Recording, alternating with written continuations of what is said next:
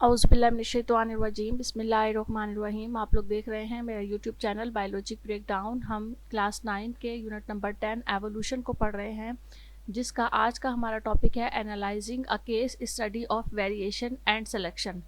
हमने इस टॉपिक पे ये पढ़ना है कि वेरिएशन जो होती है और उसकी जो सिलेक्शन होती है नेचुरली, उसको कैसे एनालाइज किया गया या किस तरह से जो है वो उसके बारे में पता लगाया गया। रिलेशन एक मुहावरा है कि अगर जो है वो पॉपुलेशन को या किसी आबादी में कोई तब्दीली आ जाए तो इन्वायरमेंट भी जो है वो चेंज हो जाता है, या आप इसे ऐसे भी कह लें कि अगर किसी इन्वायरमेंट में तब्दीली आ जाए तो पॉपुलेशन में भी तब्दीली आ सकती है। और किस तरह से बाय नेचुरल सिलेक्शन, कुदरती तौर पर, इस सपोर्टेड बाय एविडेंस, इसको एक एविडेंस के ज़रिए से, एक सबूत के ज़रिए से जो है वो इसे शो किया जा सकता है। All reported variants of the peppered moth Biston betuliaria in the UK up until 1848 had light colors with dark patches. Scientist ने कुछ ऑब्जर्वेशन की और उन्होंने देखा कि जितने भी पेपर्ड मॉथ के जो वेरिएंट्स थे वो सब के सब जो है वो 1848 तक लाइट कलर के थे, यानी उनके जो पर थे, वो विंग्स जो थे उनके, वो लाइट कलर के हल्के रंग के थे विद डार्क पैचेस, और उनके ऊपर डार्क कलर के पैचेस बने हुए थे। A dark colour moth was discovered in 1848 and by 1895। और ये जो डार्क कलर के मॉथ ज़ाहिर होना शुरू हुए या डिस्कवर हुए, ये 1848 और 1895 के दरमियान में जो है वो ज़ाहिर हुए। Dark colored moths made up of 95% of the peppered moth population. This variety dark color resulted from a mutation. ये जो dark color के moths बने, ये 95% जो थे वो peppered moth population से ही बने थे। और ये जो variety थी इनकी, मुख्तलिफ किस्म के जो है वो ये डार्क कलर के जो है वो आपको moths नज़र आने लगे थे, ये म्यूटेशन का नतीजा था जिसकी वजह से उनका कलर जो है वो तब्दील हो गया था। The moths fly at night and rest on tree Trunks through out the day. Moths जो है वो रात के टाइम पर फ्लाई करते हैं, उड़ते हैं, और दिन के टाइम पर जो वक्त सुबह का टाइम होता है उस टाइम पर वो जो ट्री का ट्रंक होता है, यानी जो दरख्त का तना होता है, उसके ऊपर रेस्ट करते हैं। The light-colored lichens growing on the tree trunks blended in with the color of the light-colored moth. जो दरख्त का तना था उसके ऊपर जब ये लाइट कलर के मॉथ्स उसके ऊपर बैठते थे दिन के टाइम, तो वो उसके साथ ही बिल्कुल ब्लेंड हो जाते थे, यानी पता ही नहीं चलता था कि वो दरख्त का तना है या फिर उसके ऊपर वो मॉथ्स या वो बटरफ्लाइज बैठी हुई हैं, giving it excellent cos element from predators birds. और यही वजह थी कि जो उनके शिकारी परिंदे थे वो उन्हें नहीं देख पाते थे, और वो एक ऐसा ब्लेंड होता था कि उनको पता ही नहीं चलता था कि इस तने के ऊपर या इस ट्री के बाग के ऊपर कोई हमारा जो है वो शिकार बैठा हुआ है। As the industrial revolution progressed, आहिस्ता आहिस्ता जैसे जैसे इंडस्ट्रीज़ बढ़ना शुरू हुई, sulfur dioxide pollution from coal burning drove out lichens that were growing on trees in industrial locations, exposing the darker bark. आपको पता है कि जिन एरियाज़ में इंडस्ट्रीज़ होती हैं वहाँ पर जो है वो बहुत ज़्यादा धुएं की वजह से जो वहाँ की चीज़ें, बिल्डिंग्स, वहाँ के जो इन्वायरमेंट होता है, वो सब की सब जो है वो आहिस्ता आहिस्ता ब्लैक होना शुरू हो जाते हैं। तो बिल्कुल इसी तरह से जब इंडस्ट्रियल का रेवोल्यूशन हुआ, यानी जब इंडस्ट्रीज़ बहुत ज़्यादा बढ़ने लग गई, तो सल्फ़र डाइऑक्साइड की पोल्यूशन की वजह से और कोल की बर्निंग की वजह से, कोयला जलाने की वजह से इंडस्ट्रीज़ में जो लीचन्स थे, यानी जो दरख्त के ऊपर जो काई सी जमी हुई थी, वो जो है वो लीचन्स यानी काई जो थी वो जमना शुरू हो गई दरख्तों के ऊपर, और वो दरख्तों का जो तना था, जो बार्क था, वो आहिस्ता आहिस्ता डार्कर होने लग गया, डार्कर बार्क में तब्दील होने लग गया, यानी वो डार्क कलर में, ब्लैक कलर में होने लग गया। The predator birds can now easily locate and consume the light colored moths that are resting on dark colored trunks. अब जब वो जो moths थे, जब वो उस ट्रंक के ऊपर बैठते थे जो कि वो डार्क कलर का हो गया था, तो वो लाइट कलर वाले moths जो थे वो परिंदों को बआसानी नज़र आने लग गए थे. Light colour moths are seen and eaten by the birds. और इस तरह से आहिस्ता आहिस्ता वो जो हल्के रंग वाले moths थे उनको परिंदों ने खाना शुरू कर दिया. वो उन्हें नज़र आ जाते थे और परिंदे उनको खा लेते थे. When they settled on dark color trunk, जब भी वो उस डार्क कलर ट्रंक के ऊपर बैठते थे. The birds are serving as snoopers. The dark color was adapted variables that resulted in the selection advantage.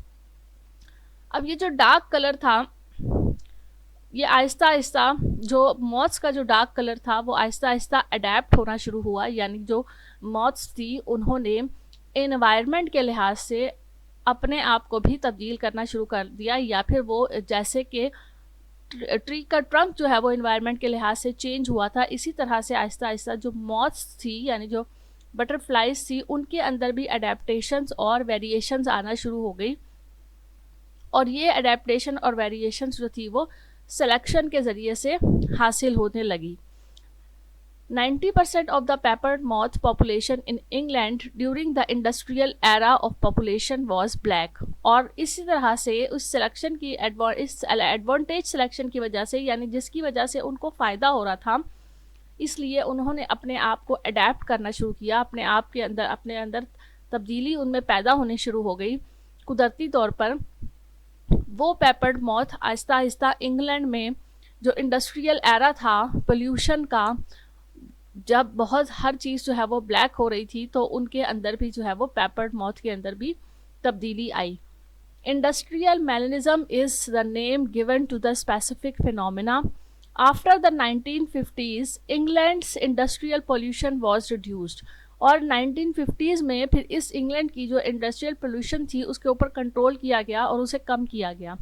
And as a result the number of light colour moths also increase. जिसके बाद जो light colour के moths थे वो भी increase होना शुरू हो गए. तो एनालाइज क्या किया, तज्जिया क्या किया गया, यानी पता क्या लगाया गया कि the variation changes in bark colour is an illustration of variation that is subject by selection by the birds in a changing environment.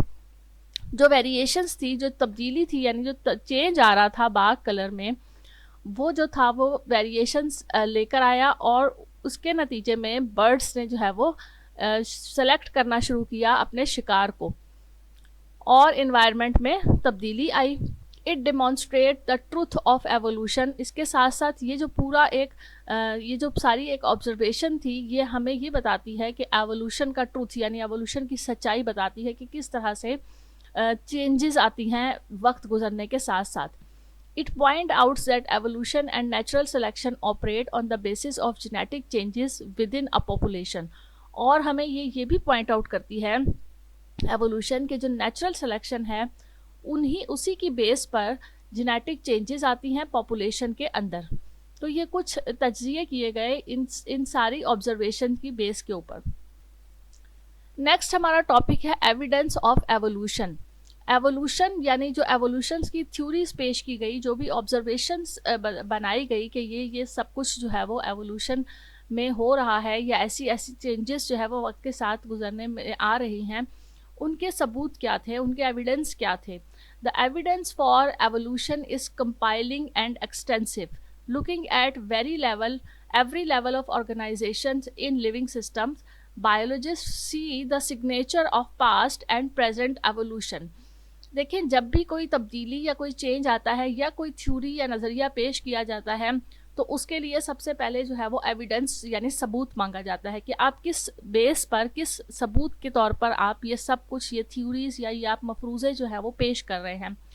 तो इसी तरह से एवोल्यूशन के जो एविडेंस थे उन्हें कंपाइल किया गया, इकट्ठा किया गया और फिर उसके बाद लिविंग सिस्टम के जो लेवल ऑफ ऑर्गेनाइजेशन थे, यानी जिस तरह से लिविंग सिस्टम जिस लेवल ऑफ ऑर्गेनाइजेशन से बढ़ते हैं, यानी पहले स्मॉल, फिर उसके बाद सिंपल होता है, फिर उसके बाद कॉम्प्लेक्स और फिर आहिस्ता आहिस्ता मज़ीद कॉम्प्लेक्स होता चला जाता है जो हमारा लिविंग सिस्टम है, उसको भी जो है वो देखा गया. और biologist see the signature of past and present evolution, और बायोलॉजिस्ट ने जितने भी पास्ट में रहने वाले जो लिविंग सिस्टम्स थे उनको और प्रेजेंट जो लिविंग सिस्टम्स थे उनको जो है वो अच्छी तरह से सर्च किया या उन्हें जो है वो अच्छी तरह से देखा। तो एविडेंस फ्रॉम प्लेंटियोलॉजी के क्या क्या एविडेंस है? In additions to offspring strong evidence that ancient species were distinct from modern ones. ये जो है वो बहुत ज़्यादा देखा गया एवोल्यूशन के अंदर, या ये एक बहुत स्ट्रॉन्ग एविडेंस है, बहुत स्ट्रॉन्ग सबूत है, ये एक बहुत मजबूत, कि जितनी भी पुरानी एंशियंट स्पीशीज थी वो आज की मॉडर्न वन से बहुत ज़्यादा चेंज है। यानी पहले जो पाए जाने वाले लिविंग सिस्टम्स थे, लिविंग एनिमल्स थे, लिविंग प्लांट्स थे, वो अब के पाए जाने वाले लिविंग सिस्टम से बहुत ज़्यादा मुख्तलिफ हैं। And from modern ones fossils also show the evolutions of organisms across time. और यही सारा कुछ जो है वो ये शो करता है, ये जाहिर करता है कि जो ऑर्गेनिजम्स हैं उनमें वक्त के साथ साथ एवोल्यूशन आई है। To determine how long ago an organisms lived in relation to another, ये मालूम करने के लिए कि जो ऑर्गेनिज्म है कितने अरसे पहले जो है वो उस रिलेशन में थे या उस तरह से रहते थे एक दूसरे के साथ। Scientist classify and as fossils from all around the world. Scientist ने क्या क्लासीफाई कर दिया एज फॉसल्स को पूरी दुनिया में। फॉसल्स वो होते हैं जो पुराने बाकियात जो बच जाती हैं उनको लेकर फिर साइंटिस्ट जो है वो उन्हें स्टडी करते हैं। तो उन्होंने उन फॉसल्स को एज वाइज जो है वो डिस्ट्रीब्यूट कर दिया या क्लासीफाई कर दिया उनकी स्टडी करने के लिए। The resulting fossils record shows the evolution of form over billions of years and tells the tale of the past. और इन सारी स्टडीज़ के नतीजे में ये बात रिकॉर्ड की गई कि एवोल्यूशन जो थी वो मिलियंस ऑफ ईयर्स से जो है वो चली आ रही है, और उसने जो है वो इस सारी जो पुरानी माजी की जो कहानी है उसके बारे में बताया। For example, researchers have found extremely comprehensive record demonstrating how humans and horses have evolve. मिसाल के तौर पर बहुत सारे रिसर्चर्स जो थे उन्होंने ये देखा कि बहुत सारे उन्होंने रिकॉर्ड्स जमा किए और बहुत सारे डेमॉन्स्ट्रेशंस दी कि किस तरह से ह्यूमंस बीइंग्स जो हैं और जो हॉर्सेस हैं वो इस सारे उसमें जो है वो इवॉल्व होते हैं, यानी वो किस तरह उनके अंदर तब्दीलियां आती हैं वक्त गुजरने के साथ साथ। Evidence from comparative anatomy. The existence of structure in creatures with the same fundamental shape in another type of evidence supporting evolution. आज का जो existence structure है with the same fundamental shape in another type of evidence, वो भी जो है वो एक ख़ास किस्म का एक सबूत है जो कि evolution को support करता है। For example, due to their origin in the appendages of a common ancestors। अगर हम appendages का common ancestors देखें तो the bones in the limbs of human, dog, birds and whale all shares the same general structure। अगर हम उनके हाथ की हड्डियों को या उनकी बोन्स को देखें तो जो ह्यूमंस की हैंड की जो बोन्स हैं, डॉग जो है उसकी, और बर्ड्स की और वेल की, तकरीबन जो है वो उनका जो स्ट्रक्चर है वो आपस में एक दूसरे से मिलता जुलता नज़र आता है। The shape and size of these bones have evolved over time in different animals but their general structure has remained the same. वक्त गुजरने के साथ साथ वो कहते हैं कि उनके साइज़ में और उनकी शेप में आहिस्ता आहिस्ता तब्दीली आई, लेकिन जो उनका जनरल स्ट्रक्चर था वो सेम रहा। And these similar parts are known as homologous structure. और उनके इस सिमिलर पार्ट्स को, यानी कि जो उनका सेम नज़र आता है, उसे एक होमोलोगस स्ट्रक्चर कहा जाता है। यहाँ आप देख सकते हैं, ये आपको तस्वीर के अंदर दिखाया गया है homologous structure of bones of limbs of mammals. जितने भी मैमल्स हैं, यानी जो वेल है वो भी मैमल है एक, बर्ड तो खैर मैमल नहीं है, बर्ड्स के जो है वो डिफरेंट किस्म के हैं नज़र आ रहे, डॉग और ह्यूमंस। तो ये सब जो हैं ये किस तरह से आपको इनके हैंड्स नज़र आ रहे हैं, तकरीबन एक ही शेप में नज़र आ रहे हैं। तो some organisms possess such organs that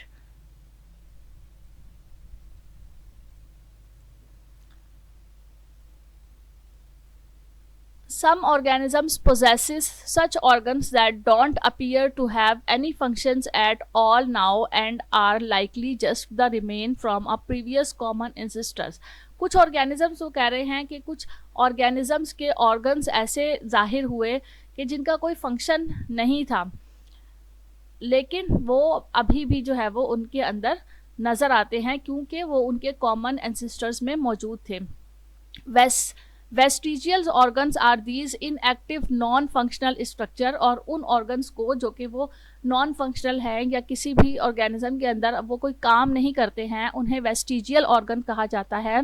that have lost their use over time, जो आहिस्ता आहिस्ता जो है वो टाइम गुजरने के साथ साथ ख़त्म होते गए.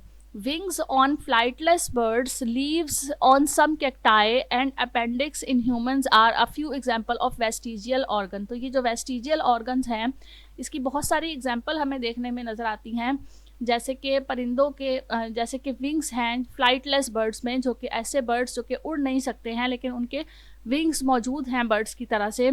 इसी तरह से लीव्स ऑफ सम कैक्टाई, कुछ कैक्टाई की लीव्स जो है वो अलग से जो है वो नज़र आती हैं. या अपेंडिक्स इन ह्यूमंस के अंदर एक अपेंडिक्स एक ऑर्गन होता है जिसका कोई फंक्शन नहीं होता है लेकिन वो वेस्टिजियल ऑर्गन के तौर पर बॉडी के अंदर मौजूद होता है.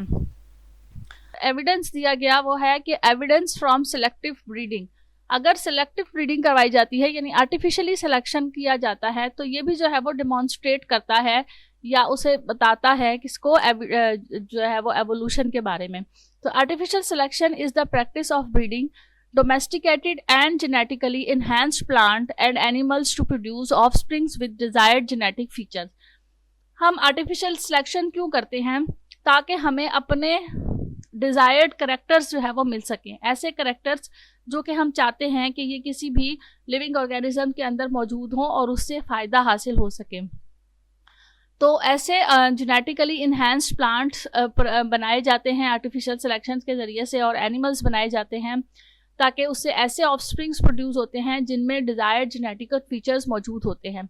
Selective breeding is the current name for artificial selection, और यही आर्टिफिशियल सिलेक्शन जो है वो या उससे सेलेक्टिव ब्रीडिंग का नाम दे दिया गया है आजकल के ज़माने में. तो selective breeding and hybridisation are the two techniques use to develop desired features in plants and animals. तो अब जो आजकल के ज़माने में जो सेलेक्टिव ब्रीडिंग करवाई जाती है, हाइब्रिडाइजेशन करवाई जाती है, ये ऐसी टेक्निक्स हैं जो कि इसलिए इस्तेमाल की जाती हैं ताकि अपने मकसद के फीचर्स हासिल हो सकें प्लांट्स और एनिमल्स के अंदर. तो ये भी एक सबूत है कि यही एक वजह थी या यही एक वजह है कि आर्टिफिशियल सिलेक्शन तो हम खुद करते हैं ना, तो कुदरत जो है वो एक नेचुरल सिलेक्शन करती है डिज़ायर्ड फीचर्स हासिल करने के लिए किसी भी प्लांट, एनिमल्स या लिविंग ऑर्गेनिज्म के अंदर. तो ये ये आर्टिफिशियल ब्रीडिंग या फिर सेलेक्टिव ब्रीडिंग जो है ये एक सबूत है एवोल्यूशन का, नेचुरल सिलेक्शन का. नेक्स्ट टॉपिक है improving plant by selection. Selection के ज़रिए से जो सिलेक्शन हो रहा है, चाहे वो आर्टिफिशियल है या फिर नेचुरल है, उसके ज़रिए से प्लांट्स में क्या इम्प्रूवमेंट आती हैं. Farmers have been using selections to create plants with desired features for ages. They frequently choose varieties that will cause the plants to grow larger, more quickly, be drought resistant. किसान जो होते हैं वो क्यों selection करते हैं, क्यों जो है वो आर्टिफिशियल ब्रीडिंग करवाते हैं या सेलेक्टिव ब्रीडिंग करवाते हैं, ताकि वो इस तरह के प्लांट क्रिएट कर सकें जिनमें उनके डिज़ायर्ड, उनके मकसद के फीचर्स मौजूद हों, और वो फ्रीक्वेंटली जो है वो ऐसी वैरायटीज़ को पैदा कर सकें या ऐसी वैरायटीज़ ग्रो कर सकें प्लांट्स की जो कि ज़्यादा तादाद में ग्रो हों, ज़्यादा जो है वो उनकी जो ईल्ड हो वो ज़्यादा हो, मोर क्विकली, ज़्यादा तेज़ी से जो है वो ग्रो हों, और जो ड्रॉट रेजिस्टेंट हैं यानी जो जहाँ पर खुश्क साली होती है उसके लिए वो रेजिस्टेंट हो, यानी अगर उन्हें कम पानी भी मिले तो तब भी वो जो है वो अच्छी तरह से ग्रो कर पाएँ. आर्टिफिशियल सिलेक्शन का ये कि इन्होंने चार्ट दिया हुआ है. Artificial selection produces crops with higher yield. Artificial selection करवाई जाती है ताकि ऐसी फसल हासिल कर सके जिसकी ईल्ड यानी कि वो उसकी तादाद जो है वो बहुत ज़्यादा हासिल हो सके हमें. तो उसका पहला step natural variations occurs in wild population. जो भी पॉपुलेशन है उन प्लांट्स की, उसके अंदर नेचुरल वेरिएशंस आएंगी। Seeds for the next generation are chosen only from individuals with the most desirable traits. ऐसे सीड्स को जो है वो हासिल किया जाएगा सिर्फ जिसके अंदर अच्छे ट्रेड्स या डिज़ायरेबल ट्रेड्स मौजूद होंगे। Repeat this process for several generation, और बहुत सारी जनरेशन तक इसी प्रोसेस को रिपीट करते रहेंगे। और over time the yield of the crop increase, और आहिस्ता आहिस्ता क्या होगा, जो फसल होगी उसकी जो ईल्ड होगी यानी उसकी तादाद होगी, क्वांटिटी जो उसकी होगी वो आहिस्ता आहिस्ता बढ़ती हुई, इंक्रीज होती हुई नजर आएगी। Improving animals by selection. Animals have also been subjected to selections. Cows that generate a lot of milk and high quality meat are chosen for selective breeding. जिस तरह से प्लांट में जो है वो सिलेक्टिव ब्रीडिंग करवाई जाती है उनमें डिज़ायरेबल करैक्टर्स हासिल करने के लिए, इसी तरह से बिल्कुल एनिमल्स में भी करवाई जाती है। जैसे काव है, उससे ज़्यादा मिल्क जो है वो जनरेट करना, ज़्यादा दूध हासिल करना और हाई क्वालिटी का जो है वो मीट हासिल करना, इसके लिए जो है वो सिलेक्टिव ब्रीडिंग करवाई जाती है। They serve as parents for the following generation. In this manners a breed of cow that can produce more milk than the original breed is created. इस कंडीशन में क्या करवाया जाता है, ऐसी काउ जो कि ज़्यादा दूध देती है उसे दूसरी जो काउस हैं उनके साथ ब्रीड करवाया जाता है ताकि जो ऑफ स्प्रिंग हैं वो इस तरह के हासिल हो सकें जिनसे ज़्यादा दूध और अच्छा जो है वो गोश्त हासिल हो सके। अगर हम कंपेयर करें नेचुरल सिलेक्शन और आर्टिफिशियल सिलेक्शन को, तो उसके कंपैरिजन में हम ये सारे पॉइंट्स लिखेंगे और ये पेपर में आ सकते हैं, नेचुरल सिलेक्शन और आर्टिफिशियल सिलेक्शन की comparison.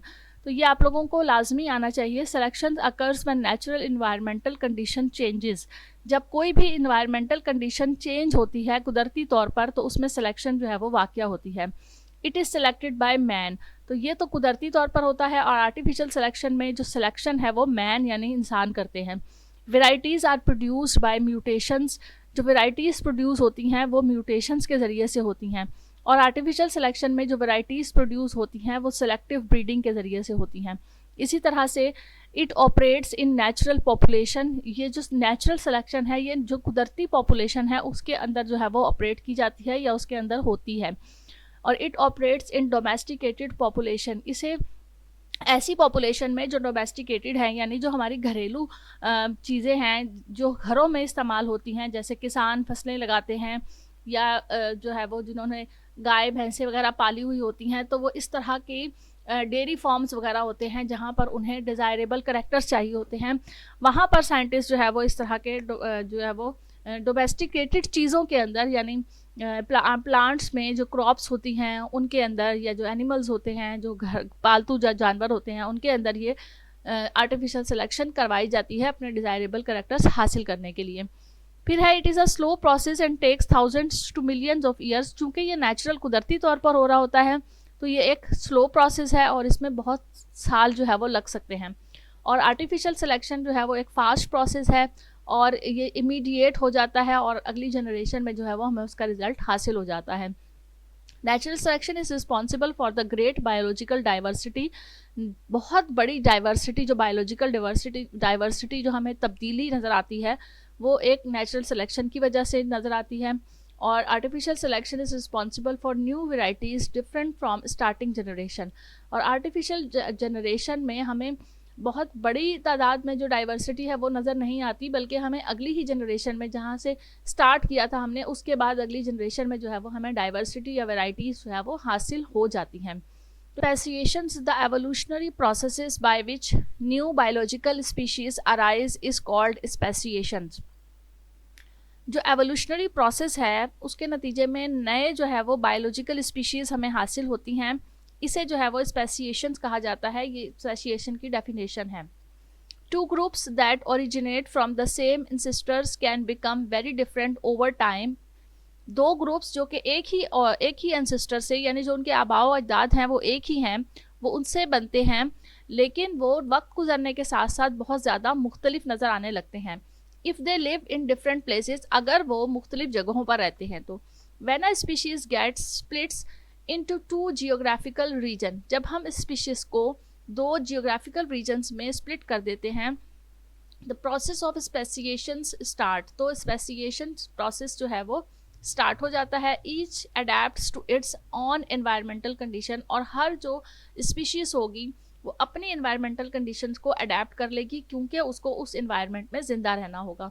After a while individuals from one groups can no longer reproduce with the other group, और कुछ अरसे के बाद वो इंडिविजुअल्स का एक ऐसा ग्रुप होगा जो कि ज़्यादा रिप्रोड्यूस नहीं कर सकेगा दूसरे के मुकाबले में। Ultimately 2 new species have evolve from one, और इसी तरह से ये कुदरती तौर पर 2 नई किस्म की स्पीशीज़ जो है वो इवॉल्व हो जाएंगी और बन जाएंगी। ये हमारा टॉपिक था जिसमें हमने नेचुरल सिलेक्शन के मुतालिक पढ़ा, आर्टिफिशियल सिलेक्शन के मुतालिक पढ़ा, और एक छोटा सा टॉपिक स्पेसिएशंस के मुतालिक पढ़ा, और हमने जो है वो इन सब के आर्टिफिशियल सिलेक्शन, नेचुरल सिलेक्शन के डिफरेंसेस को भी पढ़ा। तो ये हमारा यूनिट यहाँ पर ख़त्म हो जाता है। इसके जो बुक एक्सरसाइज है उसको भी हम जल्दी अपलोड कर देंगे। साथ रहिएगा, नेक्स्ट यूनिट स्टार्ट करेंगे हम अब अपने नेक्स्ट लेक्चर में, तो साथ रहिएगा। Thank you so much. अल्लाह हाफिज़।